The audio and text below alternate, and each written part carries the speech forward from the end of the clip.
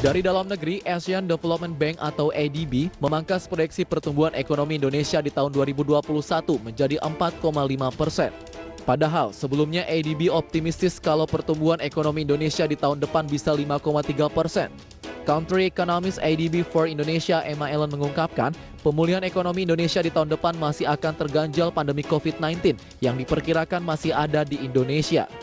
Pemulihan ekonomi Indonesia nantinya akan didorong oleh prospek pemulihan konsumsi swasta, juga disokong oleh keyakinan konsumen yang akan kembali pada zona optimistis.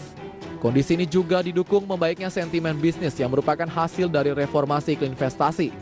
Pemulihan juga akan dipengaruhi oleh kinerja ekspor yang bisa semakin membaik. Hal ini juga seiring dengan prospek pemulihan yang akan terus terjadi pada negara-negara mitra dagang utama Indonesia dan meningkatnya harga komoditas internasional.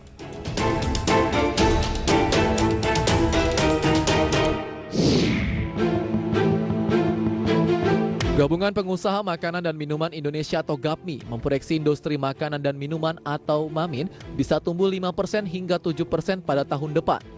Ketua Umum GAPMI Adi Aslukman mengatakan, pertumbuhan industri MAMIN pada tahun depan didorong oleh pertumbuhan ekonomi Indonesia yang diperkirakan bisa tumbuh hingga 6% merujuk kepada proyeksi International Monetary Fund atau IMF.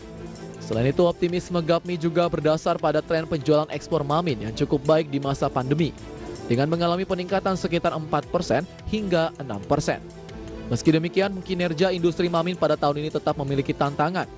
Pertumbuhan industri MAMIN akan bergantung pada konsumsi kelas menengah dan atas, di mana kontribusi kedua segmen tersebut mencapai 82% dalam konsumsi MAMIN nasional.